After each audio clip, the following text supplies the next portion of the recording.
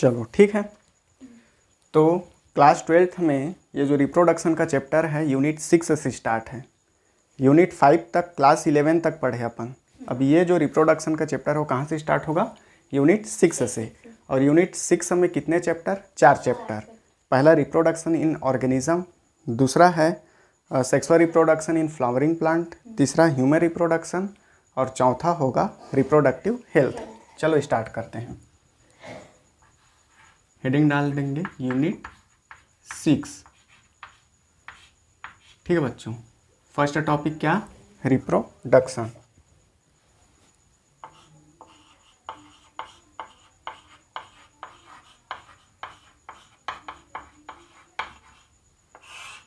Reproduction. तो इसमें कितने chapter? 4 chapter. Chapter first reproduction in organism.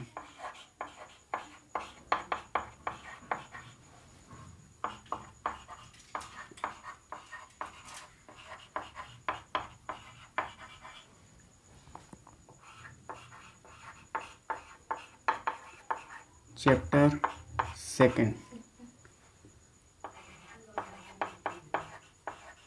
Sexual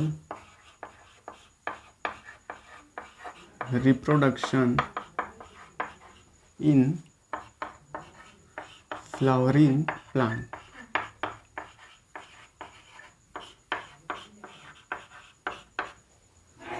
chapter third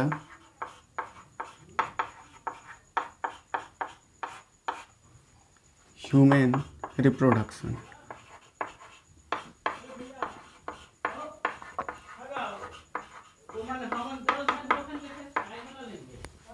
दरवाजा बंद कर दो।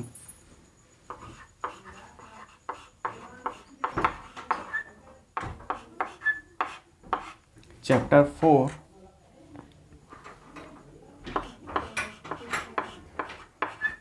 Reproductive health.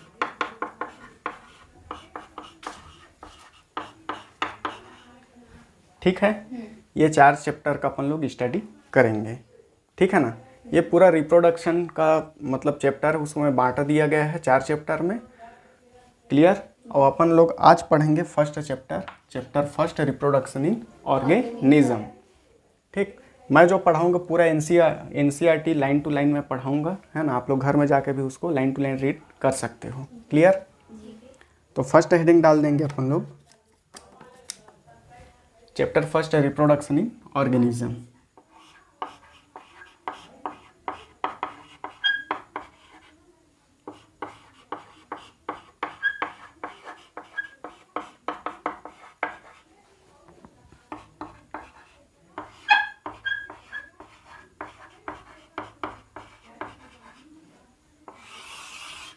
ये रहा। तो रिप्रोडक्शन इन ऑर्गेनिज्म। ठीक है। हिंदी में बोलेंगे इसको क्या? जीवों में जनन। क्लियर है। जीवों में जनन। तो जीवों में जनन से सबसे पहले अपन लोग देखेंगे लाइफ स्पैन के बारे में। लाइफ स्पैन बोले तो जीवन काल। ठीक है। Life span. लाइफ स्पैन मतलब होता है जीवन काल या जीवन अवधि। लाइफ स्पेन माने जीवन काल या जीवन अवधि। मतलब कि ये है कि पृथ्वी पर जो भी जीव पैदा हुए हैं, है ना, उनकी मृत्यु निश्चित है। महाभारत में श्री कृष्ण में भी बोला है अर्जुन को कि जो भी मनुष्य जन्म लेता है, मनुष्य हो चाहे पशु पक्षी हो, जीव जो भी जीव इस पृथ्वी पर जन्म लेता है उसका मरण जो है निश्चित है, मृत्यु उसका निश्चित ही है। क्लियर है। तो वही क्या कहलाता है? जीवन अवधि या जीवन काल। मतलब कि जीवों के जन्म से लेके उनके प्राकृतिक मृत्यु के बीच का समयांतराल ही क्या कहलाएगा? जीवन काल या जीवन अवधि। तो यहाँ पर हम लोग समझेंगे फर्स्ट बर्थ। बर्थ माने क्या होता है? जीव का जन्म। और ये होगा डेथ, जीव की मृत्यु। ठीक है। और उसके बीच का पीरियड क्या कहलाएगा? Life span. क्या कहलाएगा ये? Life span. किसी जीव के जन्म से उसके प्राकृतिक मृत्यु के बीच का समय या बीच का समय अंतराल क्या कहलाएगा? लाइफ स्पैन, जीवन काल। क्लियर है? चलो ठीक। उसके बाद लाइफ स्पैन जो है किसी भी जीव के आकार पे डिपेंड नहीं करता। ठीक है, किसी भी जीव के आकार पे डिपेंड नहीं करता।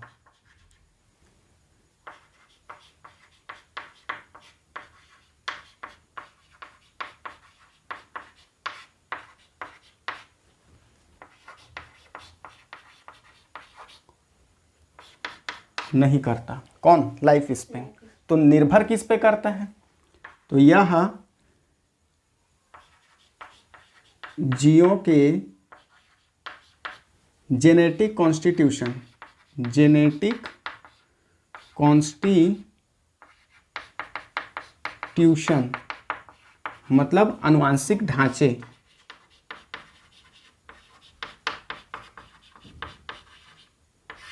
आनुवांशिक ढांचे। ठीक है, और उनके शरीर कार्यकी, शरीर कार्यकी, वो भी कैसा शरीर कार्यकी? आंतरिक शरीर कार्यकी, आंतरिक पर निर्भर करता है। पर क्या करेगा? निर्भर करेगा, है ना। लाइफ स्पैन की निर्भरता तो जीवों के आकार पर डिपेंड करेगा क्या? नहीं। बिल्कुल भी नहीं।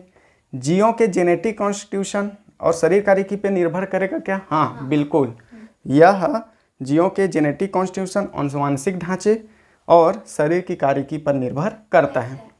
जैसे जीवों के आकार पर निर्भर नहीं करता, इसकी पुष्टि के लिए मैं एग्जाम्पल के तौर पे लेता हूँ पैरट। पैरट माने तोता, ठीक है। और दूसरा ले लेते हैं क्रो। है ना। तो पैरट जो होता है 140 साल जीता है, 140 ईयर, 140 ईयर चेंजेस किया हूं। Crow 50 year. देख लो यहां पर कि जीवों के आकार पे निर्भर नहीं करता। पैरट और क्रो लगभग, ये लगभग क्या होते हैं? समान आकार के, लगभग समान आकार के जीव हैं। होते हैं नहीं? तोता देखे हो, कौवा देखे हो, लगभग समान रहते हैं प्रॉक्स। परंतु देखो पैरट जो होता है 140 साल इसकी जीवन अवधि होती है, और क्रो की जीवन अवधि कितनी होती है? 15 साल। तो ये बात यहाँ पर हुआ, सिद्ध हो गया कि जीवों के आकार पे डिपेंड नहीं करता। क्लियर है ना? ठीक, चलो यहाँ तक बात क्लियर। नोट करोगे? हो गया है नोट? हाँ। चलो ठीक है। चलो अब हम पढ़े कि प्रकृति में जीव जो है अपना जीवन काल पूर्ण करके उनकी मृत्यु हो जाती है ना। परंतु कुछ कुछ एक्सेप्शन है। ठीक, एक्सेप्ट जीव।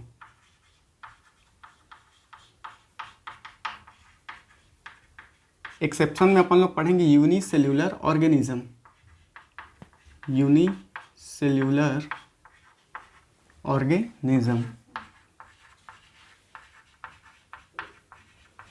यूनिसेल्यूलर ऑर्गेनिज्म माने एक कोशिकीय जीव।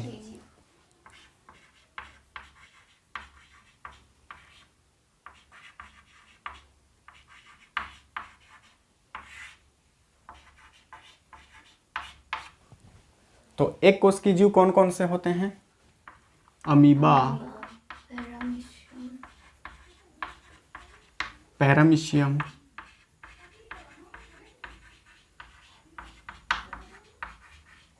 और एक होता है बैक्टीरिया।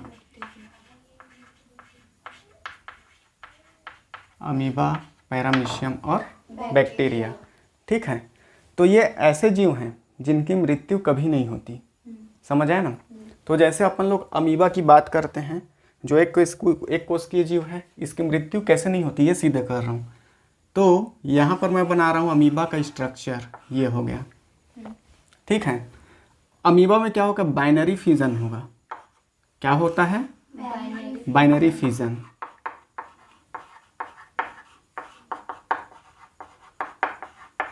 बाइनरी फिजन माने होता है बेटा द्विखंडन।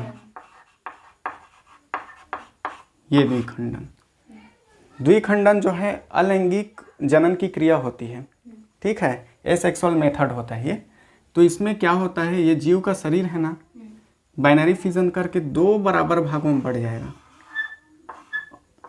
और वृद्धि करके 2 जीव का निर्माण करेगा, ठीक है ना। तो ये क्या है? पेरेंट।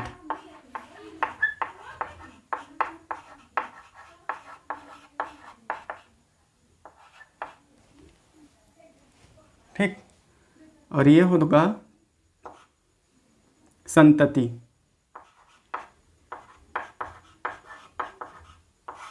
संतति अमीबा। बाइनरी फिजन माने होता है द्विखंडन, है ना। तो देखो यूनिसेल्यूलर ऑर्गेनिज्म, ये अमीबा को ले लिया मैं, अमीबा जो है ये पेरेंट अमीबा है, बाइनरी फिजन करके 2 संतति अमीबा का निर्माण किया। फिर ये जो एक एक संतति बना है ये फिर से पेरेंट की भांति व्यवहार करेंगे, फिर ये बाइनरी फिजन करके अपनी संख्या में वृद्धि करते जाएंगे, है ना। अर्थात इनमें क्या है, मृत्यु के लिए कोई कोशिका शेष बचती ही नहीं है। मृत्यु के लिए इनके पास कोई कोशिका शेष बचती ही नहीं है ना। और ये क्या करते हैं, अपने सेम जनक के समान ही दिखते हैं। इनका जो फिनोटाइप होता है, फिनोटाइप माने बाएं आकारिकी, बाएं आकारिकी इनका क्या होता है, सेम जनक के समान ही, मतलब कि हिंदी में बोला जाए तो हूबहू प्रतिकृति। अपने जनक के समान ये क्या होते हैं, हूबहू प्रतिकृत होते हैं, समान दिखाई देते हैं, है ना। तो देखो इनके पास शेष कोशिका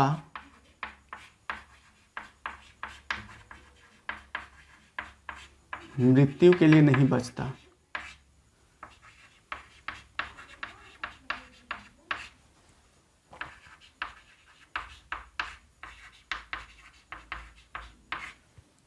फिर ये क्या होते हैं, अपने जनक के समान हूबहू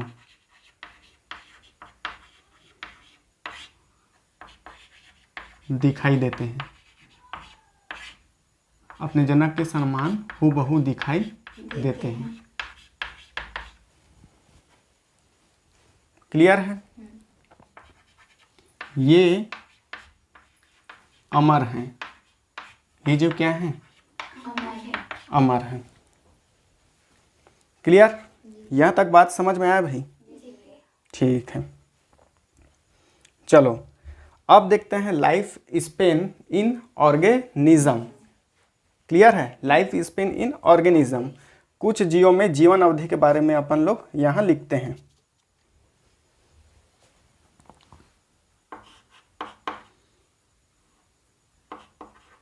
लाइफ स्पेन इन ऑर्गेनिज्म।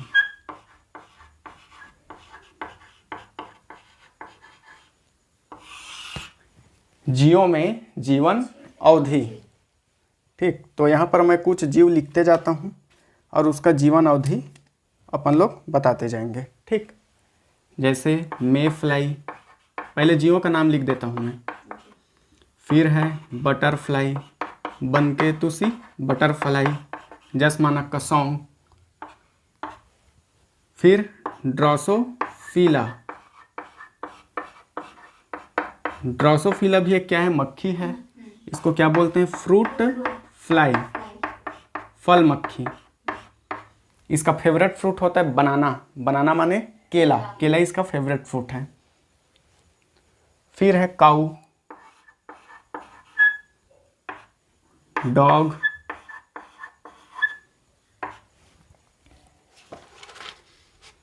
उसके बाद है हॉर्स,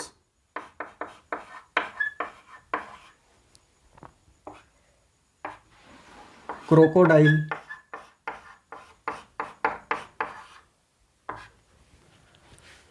क्रोकोडाइल के बाद है एलिफेंट,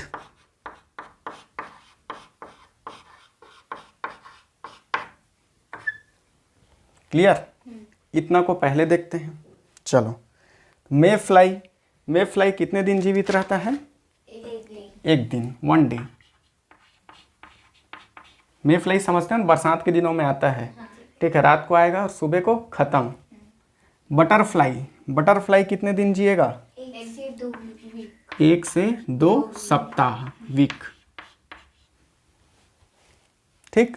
ड्रोसोफिला कितने महीने जीता है? 1 मंथ, 1 महीना। क्लियर? फिर देखते हैं अपन लोग काऊ जो है 26 है।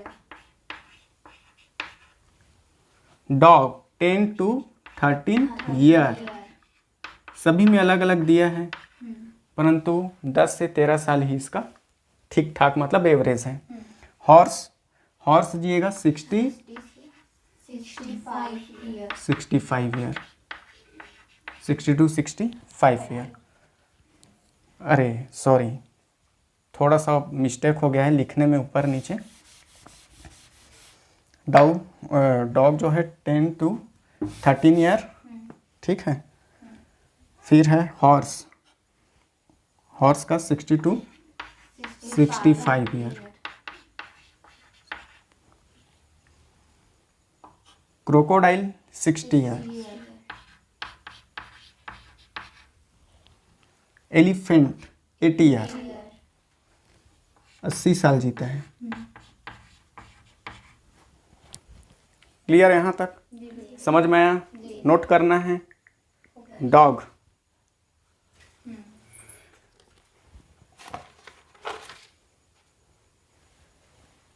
लाइफ स्पेन इन ऑर्गेनिज्म, और कुछ जीवों के बारे में लिख देते हैं।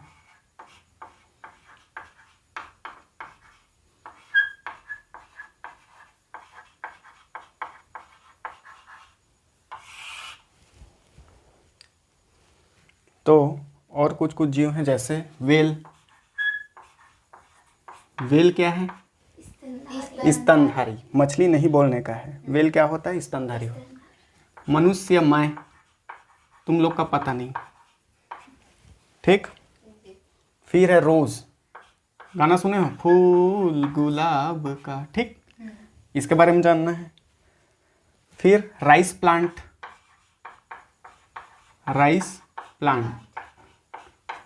धान का पौधा। बनियान ट्री मतलब होता है बरगद, ठीक है, दूसरा कुछ नहीं समझने का। बनाना ट्री। फिर है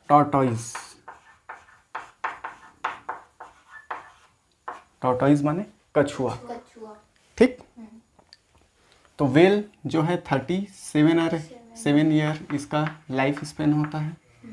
मनुष्य का 70 ईयर एवरेज।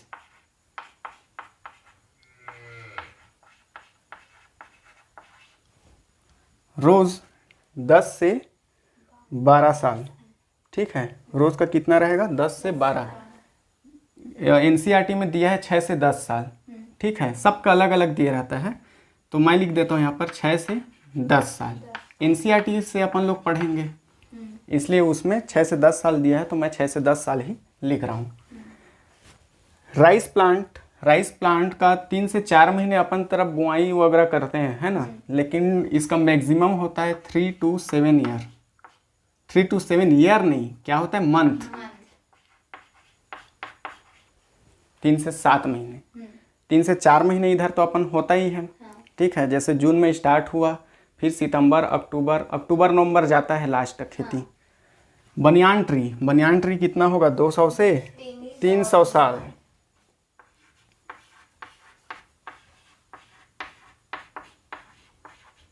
इसकी पूजा भी करते हैं अपने भारत में, ठीक है। वट सावित्री, यही है।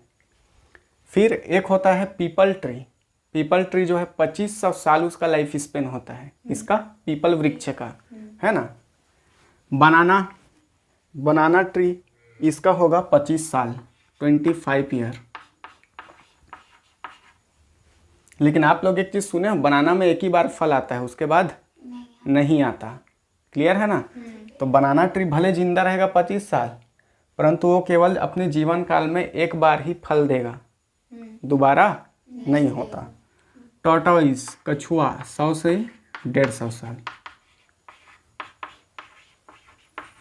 ये अपन लोग एनसीईआरटी को बेस मान के ही पढ़ाई कर रहे हैं। यहाँ पर ये नहीं बोल सकता कि ये लोग एग्जैक्ट इतने साल ही जीते हैं, है ना। अपन लोग एनसीईआरटी को आधार मान के ही पढ़ाई कर रहे हैं।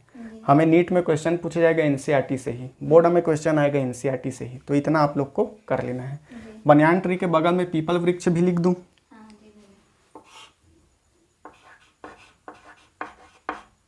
पीपल वृक्ष, इसका हो जाएगा कितना? 2500 साल। सोचो, एक पीपल लगा दिए तो फिर वो 2500 साल तक जिंदा रहेगा। तुम निपट जा रहोगे लेकिन वो पेड़ जिंदा ही रहेगा, है ना। भले ये जो कलयुग है वो ख़त्म भी हो जाए तो वो भले साथ में ख़त्म हो सकता है, परंतु सोचो ये 2500 साल तक। अपना नाम भी लिख दो वहाँ पर, है ना। पीपल बड़ा हुआ नाम लिख दो, है ना। तो ये है। क्लियर? ये लाइफ स्पेन हो गया यहाँ पर कंप्लीट। जो भी नोट करना है कर लो आप लोग जल्दी से। चलो अब दूसरा हेडिंग डालेंगे अपन लोग, रिप्रोडक्शन।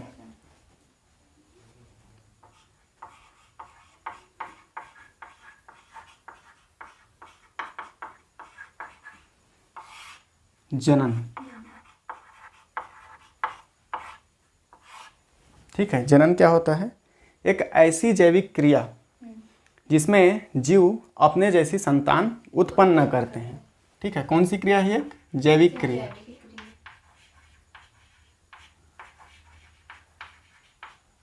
जैविक क्रिया मतलब जीवों द्वारा किए जाने वाली एक्टिविटी या क्रिया, क्या कहलाता है? जैविक क्रिया, जिसमें जीव अपने जैसी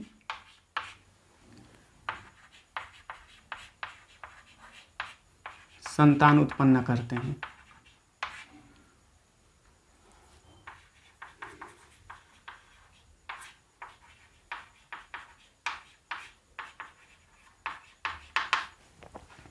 क्लियर है? अब आप लोगों से एक क्वेश्चन मैं पूछना चाहता हूँ कि ये जो जनन क्रिया होती है वो सजीवों में ही होता है या निर्जीवों में भी होता है? सजीवों में भी होता है, निर्जीवों में भी होता है, क्योंकि ये सब मैं पहले से बता चुका हूँ इसलिए। परंतु जो बच्चे यहाँ नहीं पढ़े हैं उन लोग क्या बोलेंगे कि सर केवल सजीवों में ही जनन क्रिया होता है। बेटा बट ऐसी बात नहीं है। ये जो रिप्रोडक्शन की क्रिया होती है ये सजीवों एवं निर्जीवों दोनों में होता है। लाइविंग माने होता है सजीव और नॉन लाइविंग मतलब होता है निर्जीव।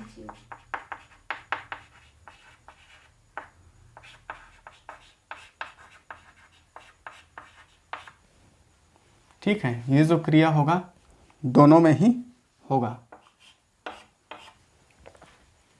अब सजीवों में कैसे होता है? तो सजीवों में भाई विपरीत लिंग, है ना। विपरीत लिंग या फिर जैसे यूनिसेल्युलर हैं तो उनमें लिंग की आवश्यकता होती ही नहीं है, एक ही जनक होता है ना।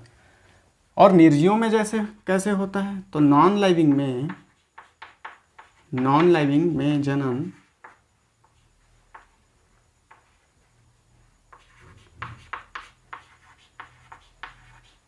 नॉन लाइविंग में जनन मशीनों या हाथों के द्वारा किया जाता है।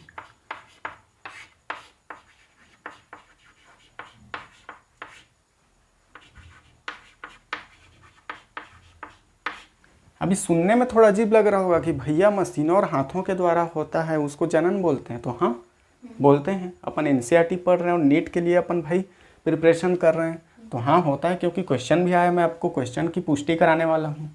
तो नॉन लिविंग में जनन मशीनों या हाथों के द्वारा होता है, ठीक है। फिर कुछ ऐसी भी क्रियाएं होती हैं जिनको हम सजीवों से अलग कर सकते हैं निर्जीवों में, और निर्जीवों से अलग कर सकते हैं सजीवों में, है ना। अब देखो जनन जो है सजीव में भी हो रहा है, निर्जीव में भी हो रहा है, परंतु कुछ ऐसे भी तो गुण होते हैं जो केवल सजीवों में होते हैं, निर्जीवों में नहीं होते, ठीक है। तो यहाँ पर मैं लिखूंगा कि सजीवों के गुण जो निर्जीवों में नहीं पाए जाते। सजीवों के गुण जो निर्जीवों में नहीं पाए जाते।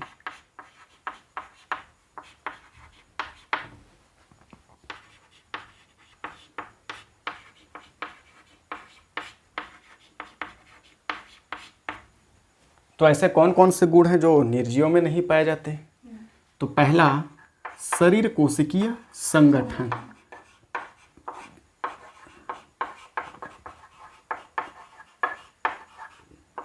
शरीर कोशिकीय संगठन, ये केवल आपको सजीवों में ही दिखाई देगा। दूसरा होगा उपापचयी क्रिया।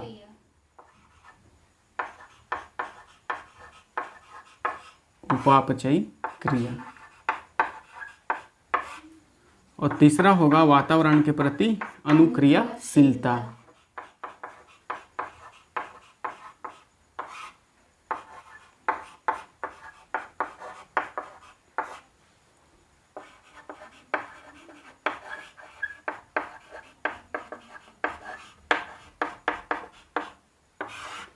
चलो इनको समझते हैं।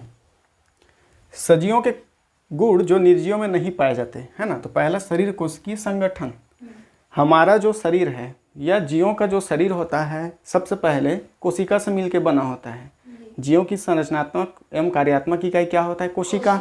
ठीक है, तो कोशिका फिर मिलते हैं आपस में, फिर क्या बनता है? ऊतक। ठीक, फिर ऊतक आपस में मिलते हैं, ऊतक तंत्र। ठीक, ऊतक तंत्र मिलके अंग बनाते हैं, अंग मिलके अंग तंत्र बनाते हैं, और अंग तंत्र के बाद जीव का शरीर बनता है। तो शरीर कोशिकीय संगठन होता है ना हमें जीवों में। उपापचयी क्रिया, ठीक है, मेन मुद्दा है उपापचयी क्रिया, यही मेन है। मेटाबॉलिज्म, रिडक्शन, ऑक्सीडेशन, दोनों को मिला के उपापचयी क्रिया, अपचय और उपचय। ठीक, ऑक्सीजन क्या करता है? जोड़ता है ना। मतलब ऑक्सीजन जो क्या करता है? एनर्जी रिलीज करता है, ऑक्सीकरण होता है, फिर अपचयन की क्रिया होती है। वातावरण के प्रति अनुक्रियाशीलता, ठंडी में क्या हम लोग जैकेट पहनते हैं, मतलब गर्म कपड़े पहनते हैं।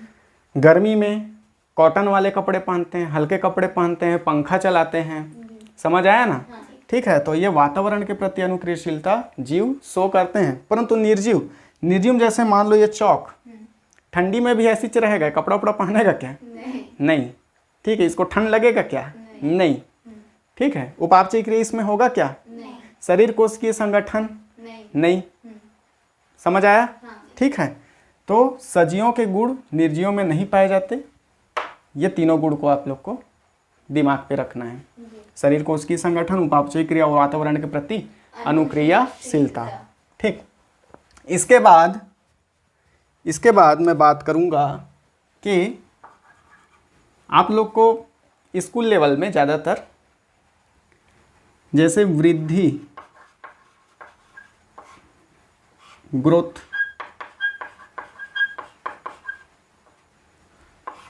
मूवमेंट एंड लोकोमोशन,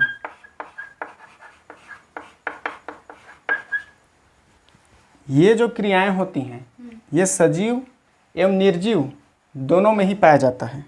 ठीक है, ये दोनों में ही पाया जाता है, लिविंग एंड नॉन लिविंग। ये दोनों का ही क्या है? कैरेक्टर है, और दोनों में ही सही साबित होता है। वृद्धि भी करेगा, गति भी करेगा, प्रचलन भी करेगा। ठीक है, सजीव और निर्जीव दोनों में ये गुण पाया जाता है।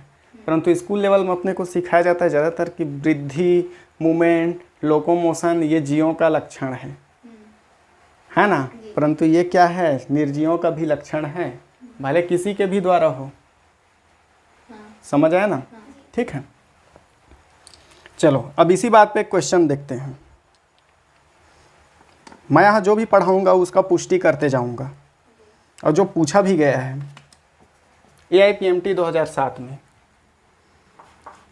AIPMT 2007 में एक क्वेश्चन पूछा गया था कि सजीवों का ऐसा गुण जिसको निर्जीवों से बिना किसी अपवाद पृथक किया जा सकता है।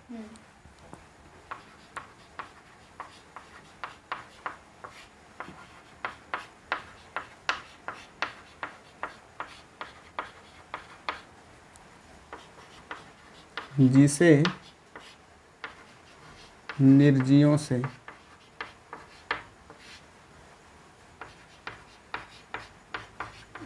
बिना किसी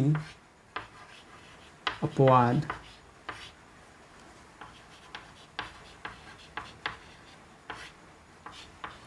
पृथक अलग किया जा सकता है।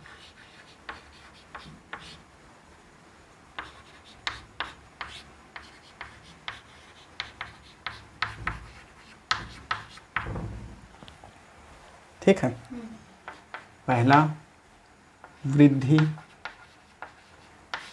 दूसरा जनन, तीसरा गति तथा प्रचलन, गति तथा प्रचलन, चौथा वातावरण के प्रति अनुक्रियाशीलता।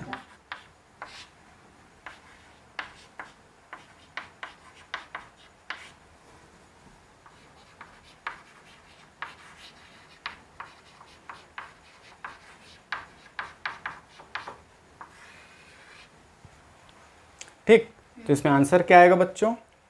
वातावरण के प्रति अनुक्रियाशीलता, ये आंसर आएगा और ये आंसर सही है।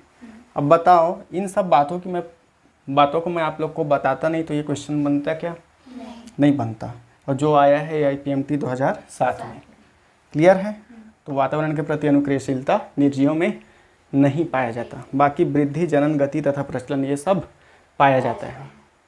बोलो बात क्लियर? ठीक है, नोट करना है जी। चलो अब रिप्रोडक्शन के अपन लोग क्या देखेंगे? इम्पोर्टेंस। ठीक, इम्पोर्टेंस ऑफ रिप्रोडक्शन,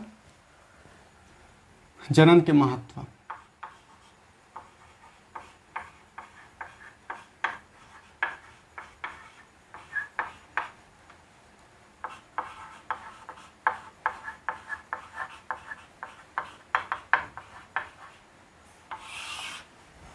जनन के महत्व, तो जनन का महत्व क्या क्या होना चाहिए? तो इसके द्वारा क्या होता है? जनन के द्वारा ही जीवन संभव है। जीवन संभव। सोचो कोई एक मनुष्य ही रहता और वो जनन नहीं करता, ठीक है ना? एक मनुष्य मतलब एक नर दे देते और एक मादा दे देते, क्लियर है? परंतु वो जनन नहीं करते तो उनकी पीढ़ी आगे बढ़ती क्या? नहीं, वो दोनों अस्तित्व में आते फिर अस्तित्व से खत्म हो जाते। ठीक है, तो जनन के द्वारा ही क्या हुआ? जीवन संभव हुआ है। दूसरा, पीढ़ी दर पीढ़ी क्या होती है? विभिन्नता उत्पन्न होती है। समझ में आया ना? पीढ़ी दर पीढ़ी विभिन्नता उत्पन्न होती है, तो जीव प्रजाति की निरंतरता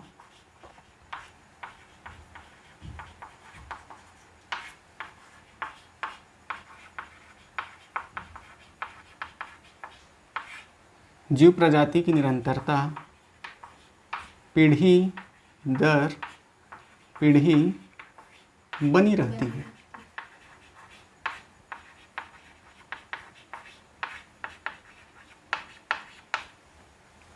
जीवन संभव हुआ है रिप्रोडक्शन के कारण। दूसरा, जीव प्रजाति की निरंतरता पीढ़ी दर पीढ़ी बनी रहती है। ठीक है, तभी तो वंश वृक्ष बनाते हैं, है ना? 5 पीढ़ी को लेके, है ना? जो लगता है ना मिशल विशल बोलते हैं, स्कूलों में लिया जाता है। तो अगर रिप्रोडक्शन होता ही नहीं तो कहाँ का वंश वृक्ष? ठीक है, तो ये पीढ़ी दर पीढ़ी जीवन की निरंतरता बनी रहती है। चलो अब देखेंगे टाइप्स ऑफ रिप्रोडक्शन।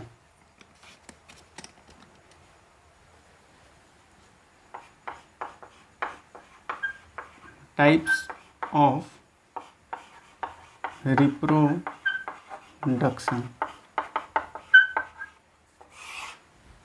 जनन के प्रकार, types of reproduction. There are 2 types.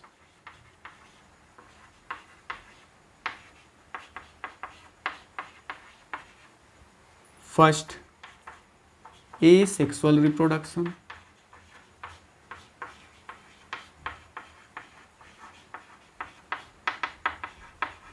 Second, sexual reproduction.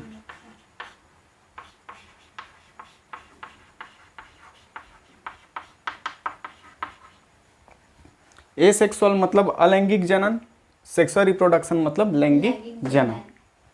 इसके बारे में अपन लोग अध्ययन करेंगे, ठीक है। तो सबसे पहले मैं बात करूंगा एसेक्सुअल रिप्रोडक्शन का, अलैंगिक जनन की क्रिया।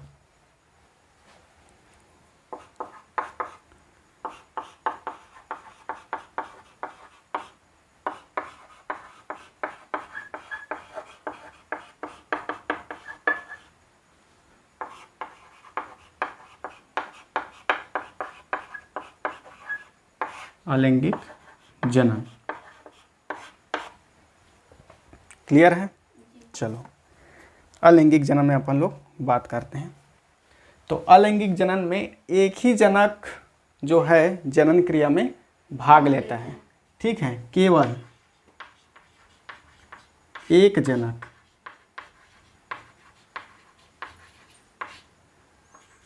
अलैंगिक जनन में क्या, केवल एक ही जनक जनन क्रिया में भाग लेता है। और इनमें क्या होता है, युग्मक उत्पादन, युग्मक स्थानांतरण नहीं होता। युग्मक उत्पादन और युग्मक स्थानांतरण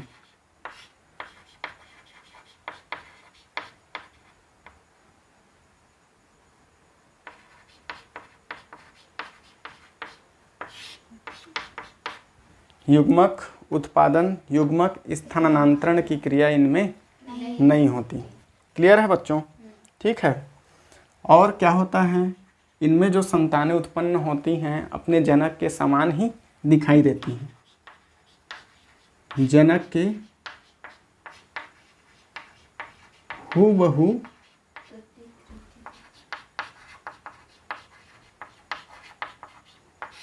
हूबहू प्रतिकृति में संतान होते हैं।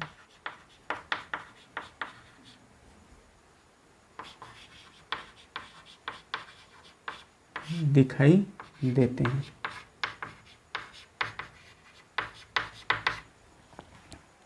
ठीक। जनक के हूबहू प्रतिकृति में संतान दिखाई देते हैं। इनमें केवल माइटोसिस डिवीजन होता है। इनमें केवल क्या होगा, माइटोसिस डिवीजन। माइटोसिस डिवीजन माने होता है बेटा समसूत्री विभाजन।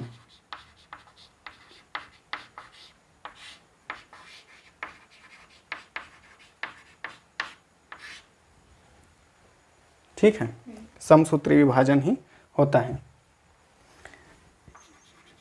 अब देखो यहाँ पर बनाया हूँ जी, जनक के हूबहू प्रतिकृति में संतान दिखाई देते हैं। तो दिखाई इसलिए देते हैं क्योंकि इनके जीन्स में कोई परिवर्तन नहीं होता।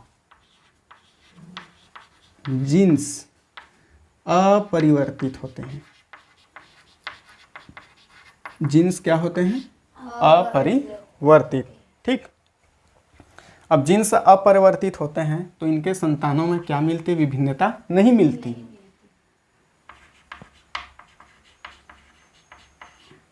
संतानों में विभिन्नता नहीं मिलती।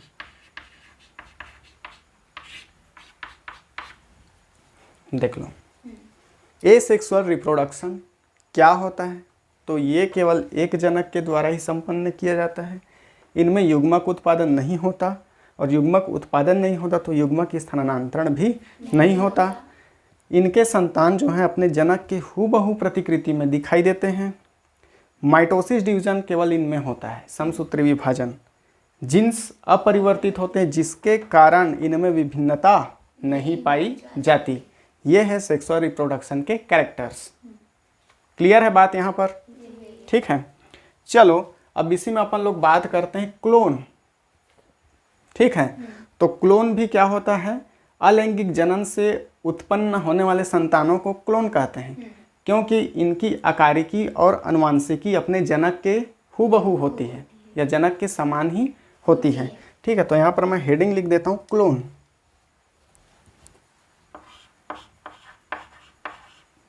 क्लोन, ठीक है, आकारिकी एंड अनुवांशिकी।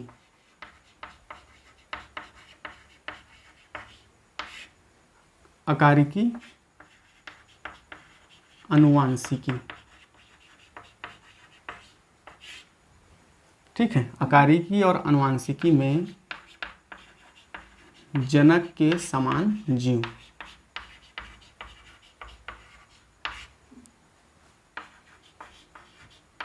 क्या कहलाते हैं, क्लोन। ठीक है, और ये किसमें पाया जाता है, asexual reproduction. Asexual reproduction, asexual reproduction में जो भी संतान उत्पन्न होंगे वे क्या कहलाएंगे, क्लोन, क्योंकि ये अपने जनक के हुबहू प्रतिकृति में होते हैं, क्योंकि उनका आकारिकी और अनुवांशिकी जनक के समान ही होता है। ये छोटा सा टॉपिक हो गया, क्लोन अपना कंप्लीट कर लिए। ठीक, अब देखेंगे advantage and disadvantages of asexual reproduction. Asexual reproduction, अलैंगिक जनन के लाभ और हानियां। ठीक,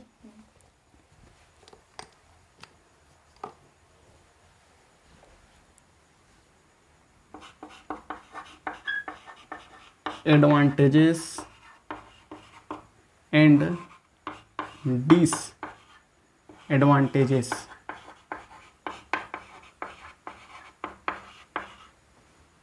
ऑफ एसेक्सुअल रिप्रोडक्शन।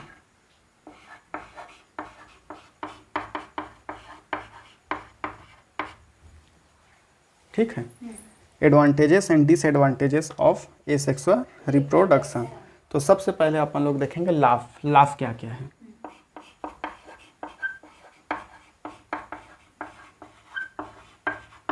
एडवांटेजेस। ठीक है, तो इसमें केवल एक ही जनक भाग लेता है, कोई दूसरा खोजने की आवश्यकता है नहीं। ठीक, केवल एक जनक, सिंगल पेरेंट। दूसरा, ये अपने जनक के हूबहू प्रतिकृति में होते हैं। इनके जो संतान उत्पन्न होते हैं वे अपने जनक के हूबहू प्रतिकृति में होते हैं, इसलिए आइडेंटिफिकेशन में आसानी होता है। ठीक है, पहचानने में क्या होता है, आसानी होता है। ठीक है ना। विभिन्नता नहीं होने के कारण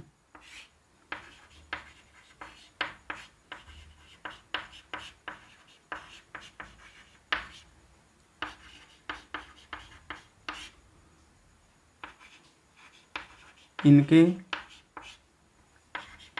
संतान इनके संतानों को जनक आसानी से पहचान लेते हैं।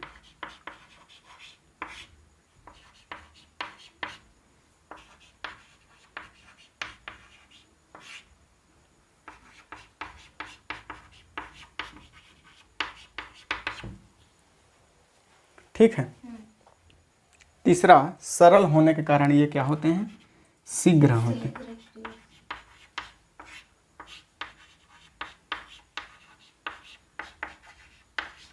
सरल होने के कारण शीघ्र होते हैं। ठीक है। एडवांटेजेस यही है कि इसमें एक ही जनक भाग लेता है, विभिन्नता नहीं होती इनके संतानों में, इसलिए उनके जनक जो है आसानी से उनको पहचान लेते हैं। तीसरा, ये क्रिया सरल होती है, सिंपल, इसके कारण क्या होती है, शीघ्र से होती जाती है और संतानों की उत्पत्ति भी शीघ्रतापूर्वक होती जाती है। ठीक है। डिसएडवांटेजेस है ना, इसके बाद बताऊंगा मैं। चलो अब देखेंगे डिसएडवांटेजेस।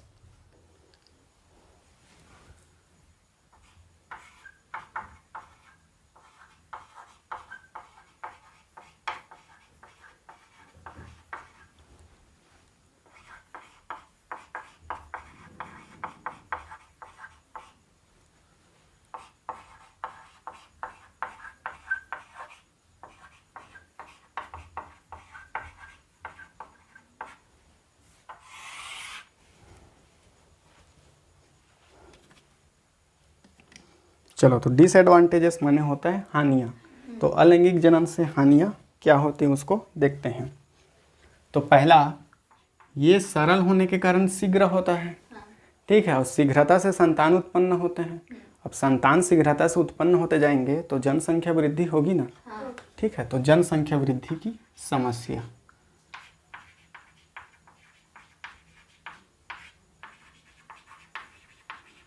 जनसंख्या वृद्धि की समस्या। दूसरा, विभिन्नता नहीं होने के कारण ये जैव विकास में योगदान नहीं देते। विभिन्नता नहीं होती, ठीक है, जिसके कारण जैव विकास में ये योगदान नहीं देते।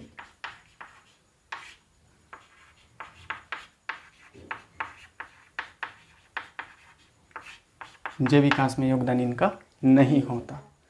फिर ये अपने जनक के हूबहू समान होते हैं, है ना, जनक के हूबहू समान होते हैं। तो जैसे एक जनक को कुछ बीमारियां हुई तो संतानों में भी उसके लक्षण उत्पन्न होंगे, ठीक है। जैसे क्या बोलते हैं, अपन में विभिन्नता है, हम जो जीव हैं उनमें सब में विभिन्नता है, इम्यूनिटी अलग है, डीएनए अलग है, ब्लड ग्रुप अलग है, ठीक है। तो जैसे कोविड-19 आया तो किसी को हुआ किसी को नहीं हुआ, वो डिपेंड करता है इम्यून सिस्टम पर। जिसका इम्यून सिस्टम जो है वीक रहा उनको कोविड-19 हुआ, परंतु जिनका इम्यून सिस्टम स्ट्रांग रहा, हार्ड रहा, उनको कोविड-19 नहीं हुआ। परंतु चलो, हाँ, अपन लोग भी अमीबा पैरामीशियम जैसे रहते, है ना, तो अमीबा से ही उत्पन्न हुआ है उसके संतान, ठीक है, और फिर जनसंख्या वृद्धि होते गया है, विभिन्नता है नहीं उनमें।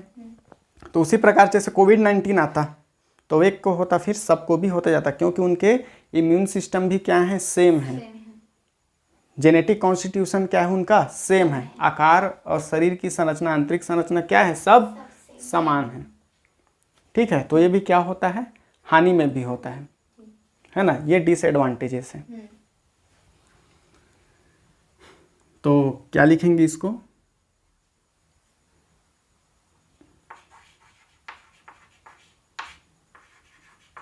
किसी भी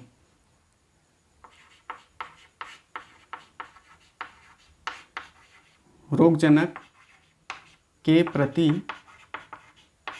समान व्यवहार,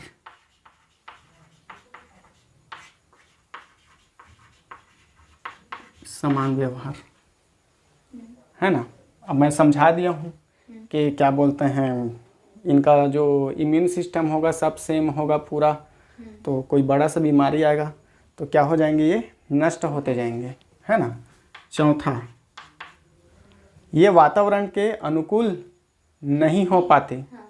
जैसे देखो, हो भी पाएंगे और नहीं भी हो पाएंगे। जैसे अपन लोग गर्मी में क्या पहन लेते हैं, वो वाला कपड़ा, सिंपल वाला, मतलब कि ज़्यादा गर्मी ना लगे, पतले कपड़े पहनते हैं, सूती उती के, ठीक है, कॉटन के। ठंडी में मोटे कपड़े पहनते हैं, ऊनी कपड़े पहनते हैं, है ना। तो अपन लोग क्या करते हैं, वातावरण के प्रति अपन लोग अनुकूल हो जाते हैं, है ना, अपने आप को एडॉप्ट कर लेते हैं, परंतु ये अपने आप को वातावरण के प्रति अनुकूल नहीं कर पाते।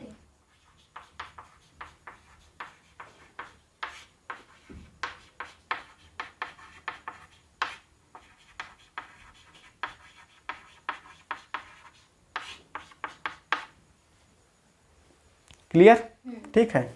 ये सब परेशानियां होती हैं, डिसएडवांटेजेस ऑफ एसेक्सुअल रिप्रोडक्शन के। और जैव विकास में ये तो योगदान देता नहीं है, ये सबसे बड़ा कारण है। अपन में क्या होता है, इवोल्यूशन होता है, जैव विकास होता है, चैप्टर में है क्लास 12th में, ठीक है, परंतु इनमें जैव विकास नहीं होता। क्लियर, चलो ठीक। अब देखेंगे मेथड्स इन एसेक्सुअल रिप्रोडक्शन।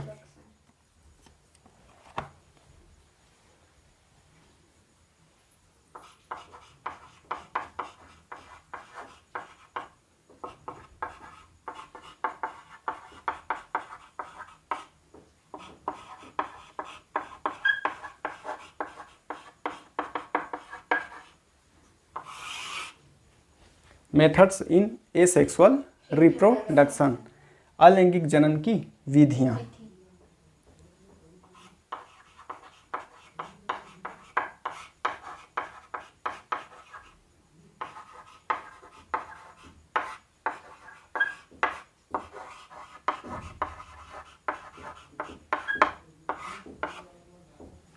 ठीक है। तो अलैंगिक जनन की कुछ विधियों को मैं यहाँ पर लिख रहा हूँ। फर्स्ट आएगा बाइनरी फिजन,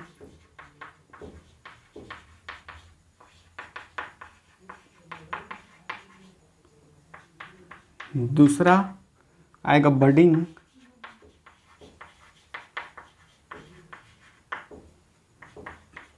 तीसरा आएगा जेम्यूल, चौथा फ्रेगमेंटेशन,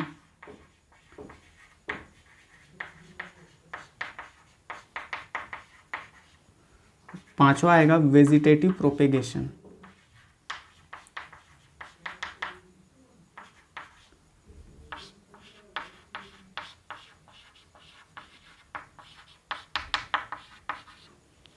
ठीक है। हिंदी में द्विखंडन,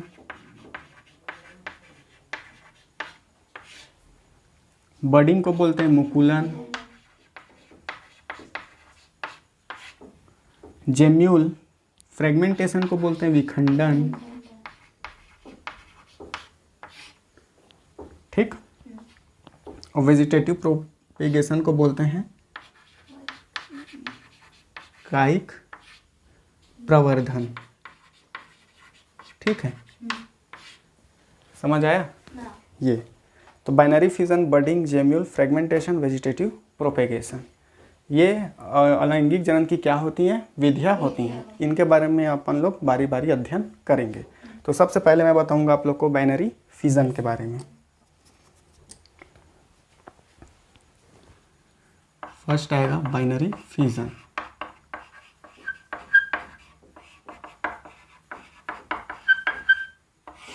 नाम से ही स्पष्ट है बच्चों, द्विखंडन मतलब कि कोई जीव है, उसका शरीर दो भागों में विभक्त होगा। ठीक है ना। तो जैसे मैं यहाँ पर बात करता हूँ अमीबा का, यूनिसेल्यूलर जीव में, है ना। यूनिसेल्यूलर जीव में आप अमीबा के साथ साथ और भी ले सकते हो, पैरामीशियम, यूग्लिना, बैक्टीरिया, कुछ भी। मैं यहाँ पर लेता हूँ किसको? अमीबा को। ठीक है। पेरेंट अमीबा, पेरेंट अमीबा मतलब कि जनक अमीबा। इसका शरीर दो भागों में विभक्त हो जाएगा।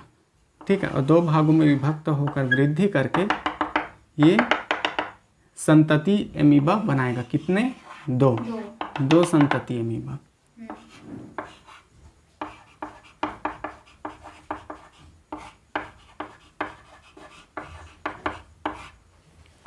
है ना। कौन सी क्रिया किया यहाँ पर? Binary fission.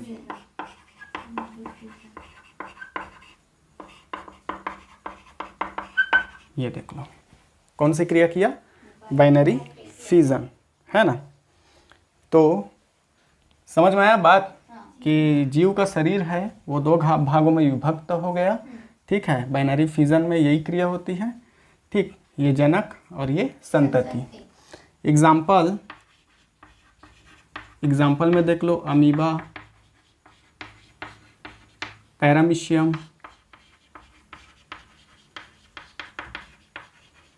बैक्टीरिया,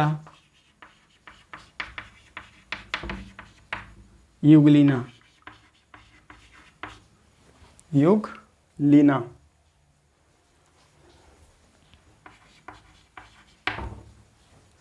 ठीक है। अमीबा, पैरामीशियम, बैक्टीरिया और यूग्लिना।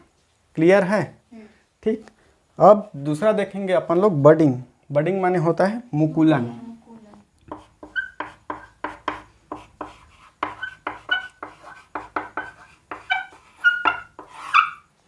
बडिंग, बड माने होता है मुकुल। तो जैसे कोई जीव है, किसी जीव की जो अंतराली कोशिकाएं होती हैं वो अंदर की ओर वृद्धि करती हैं। तो अंदर की ओर जब अंतराली कोशिकाएं वृद्धि करती हैं ना, तो बाहर की ओर क्या होता है? एक उभार उत्पन्न होने लगता है। ठीक है। एक उभार उत्पन्न होने लगता है और उस उभार को क्या बोलते हैं अपन लोग? बड।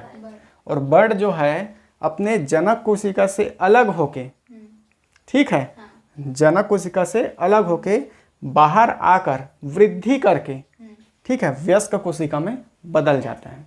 उसी को क्या बोलेंगे? बडिंग। समझ आया? तो इसका एग्जाम्पल अपन लोग देख सकते हैं हाइड्रा में। ठीक है। हाइड्रा में भी देख सकते हैं और स्पॉन्ज में भी दे सकते हैं। क्लियर है? हाइड्रा में भी देख सकते हैं और स्पॉन्ज में भी। तो चलो इसके बाद मैं फिर बताता हूँ, नोट करना है। जी जी भैया। तो बडिंग में देखो मैं एक हाइड्रा का पौधा बना रहा हूँ।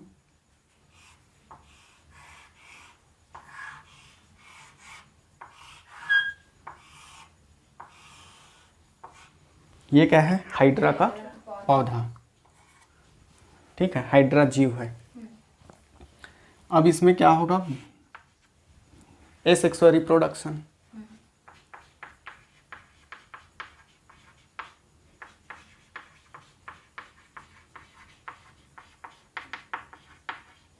ठीक है, एसेक्सुअल रिप्रोडक्शन होगा।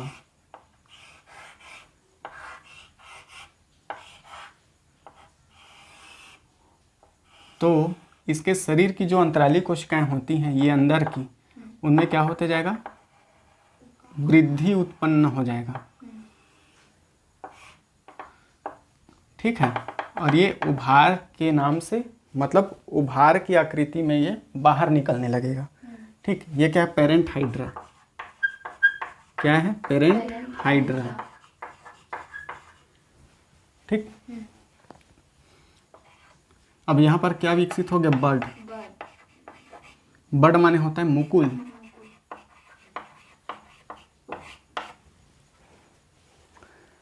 अब यही बर्ड क्या हो जाएगा? इसके शरीर से अलग, बर्ड का शरीर से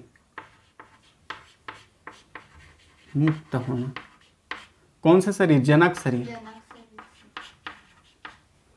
ठीक है, यहाँ लिख देता हूँ जनक से। तो जनक से मुक्त हो जाएगा। देखो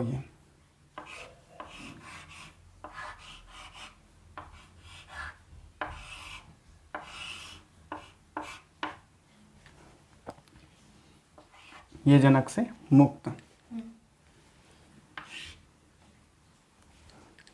और यहाँ पर ये बर्ड ऐसे मुक्त हो गया। ठीक है, अब मुकुल का ग्रोथ, मुकुल का ग्रोथ होगा, वृद्धि होगा। अब यही मुकुल वृद्धि करके फिर से एक कोशिका बना देगा। किसका? हाइड्रा का। तो ये तो पेरेंट कोशिका बनेगा पहले।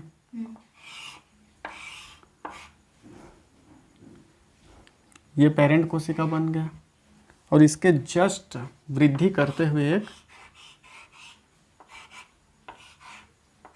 हाइड्रा का संतति कोशिका बना दिया गया। समझ आया नहीं ये क्रिया? ठीक है, ये पेरेंट हाइड्रा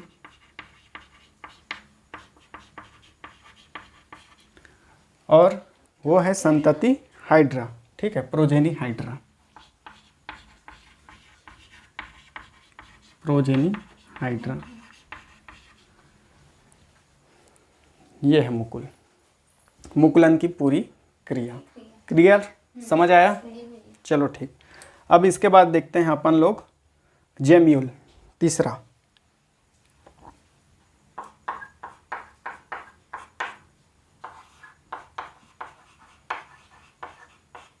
जेम्यूल। ठीक, तो जेम्यूल क्या होता है? एसेक्सुअल रिप्रोडक्शन की विधि है, अलैंगिक जनन की विधि।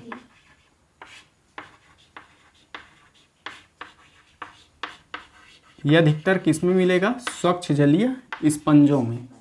ठीक है, अधिकतर स्वच्छ जलीय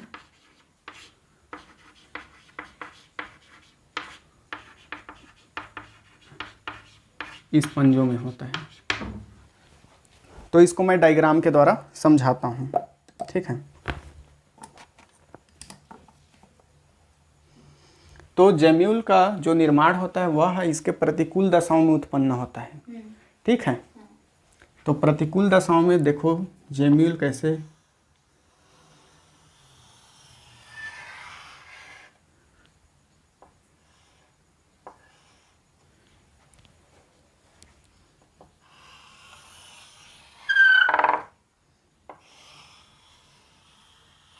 इस प्रकार से इसकी संरचना बनती है। इसके संरचना के अंदर की ओर कोशिकाएं पाई जाती हैं जिन्हें बोलते हैं आर्कियोसाइट कोशिका, मास ऑफ आर्कियोसाइट सेल।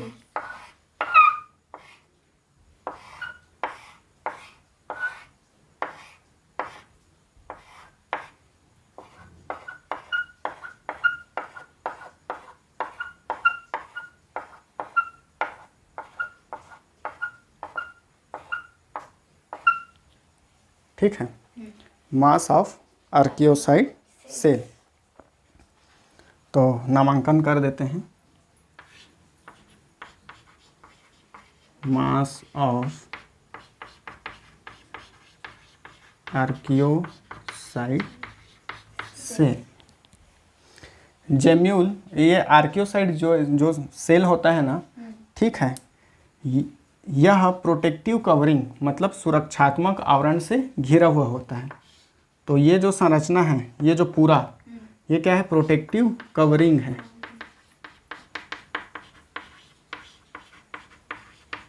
सुरक्षात्मक आवरण, ठीक। और इनमें स्पाइका पाए जाते हैं। स्पाइका माने होता है कंटक, कंटक माने कांटेनुमा संरचना।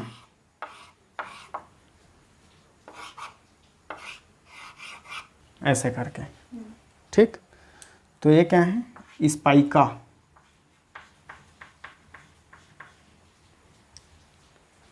स्पाइका माने होता है कंटक।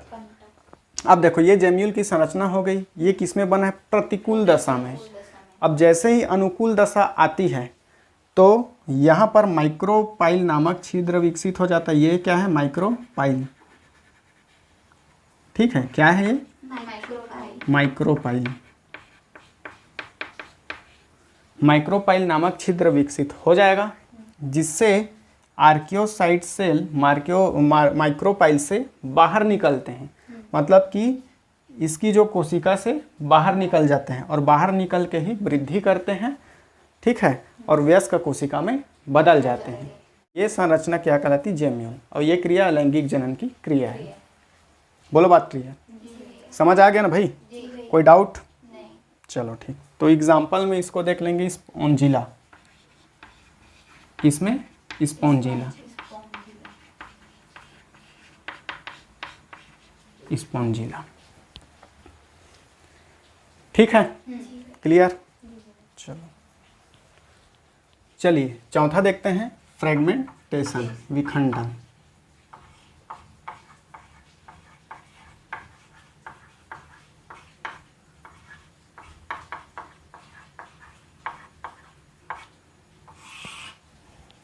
क्लियर।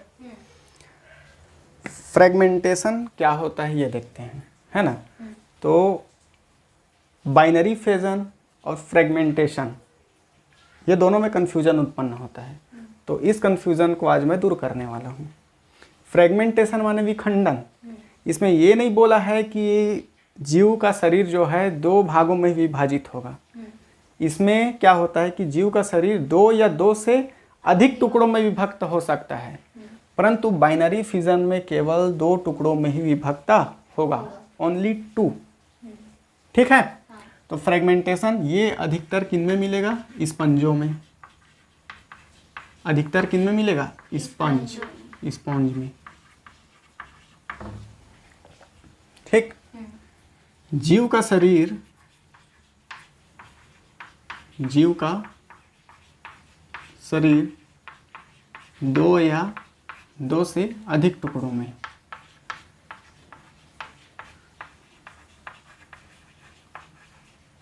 जीव का शरीर दो या दो से अधिक टुकड़ों में विभक्त हो सकता है।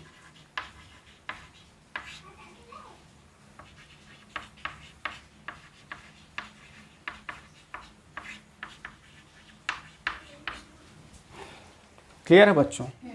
और जो विभक्त टुकड़े होते हैं वे वयस्क जीव में बदल जाते हैं वृद्धि करके। विभक्त टुकड़ों में क्या होगा, वृद्धि, और वृद्धि होकर किस में बदल गए वो, वयस्क जीव में, वयस्क जीव में परिवर्तित हो जाते हैं। ठीक है, और इस प्रकार की जो क्रिया होती है उसे बोलते हैं रीजेनरेशन। क्या बोलते हैं, रीजेनरेशन, पुनरुद्ध भवन। ठीक है, रीजेनरेशन की क्रिया कहलाती है। तो ये जो रीजेनरेशन होता है 2 टाइप्स का होता है, यहाँ लिखते हैं रीजेनरेशन। कितने टाइप्स के, 2 टाइप्स के।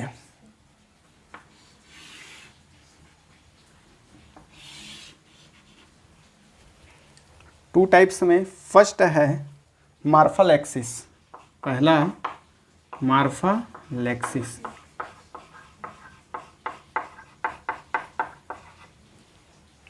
ठीक है, और दूसरा है एपीमॉर्फोसिस। दूसरा एपीमॉर्फोसिस।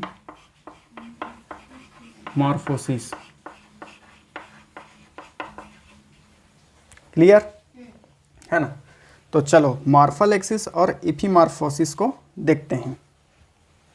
तो मार्फालेक्सिस में क्या होता है, इसमें एक जीव होता है, जीव के छोटे से टुकड़े से संपूर्ण जीव का निर्माण।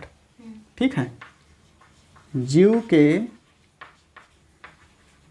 छोटे टुकड़े से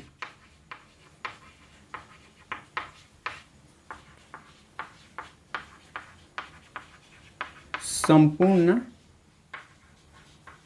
जीव का निर्माण। एक जीव का छोटा सा टुकड़ा रहेगा और उस छोटे से टुकड़े से वृद्धि करके एक संपूर्ण जीव का निर्माण हो जाएगा। क्लियर है यहाँ तक? ठीक है, इसका एग्जाम्पल होगा हाइड्रा एंड स्पॉन्ज। क्या क्या, हाइड्रा और स्पॉन्ज। ठीक है, हाइड्रा में अंतराली कोशिकाओं के द्वारा होगा। इसके द्वारा अंतराली कोशिका, जिसके कारण इसमें मुकुल बनेगा।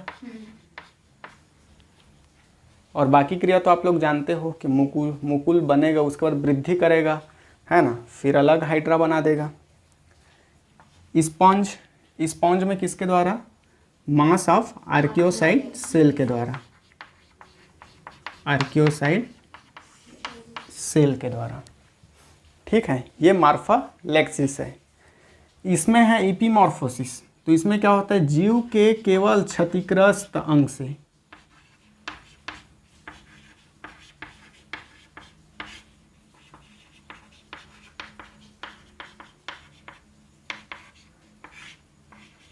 जीव के केवल क्षतिग्रस्त अंग ही क्या होते हैं, विकसित होते हैं।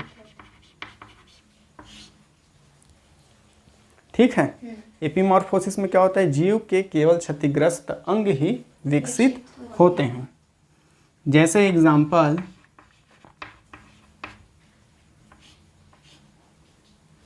Arm of starfish, arm of starfish.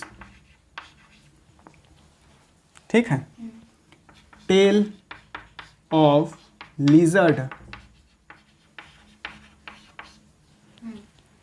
छिपकली के पूंछ, तारा मछली के भुजा।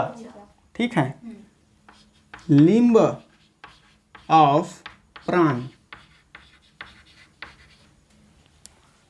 ठीक है, लिम्ब माने हाथ पैर होता है, अग्रपाद पश्चपाद। ठीक है, झिंगा, प्राण माने झिंगा, झिंगा के पैर, लिम्ब या हाथ।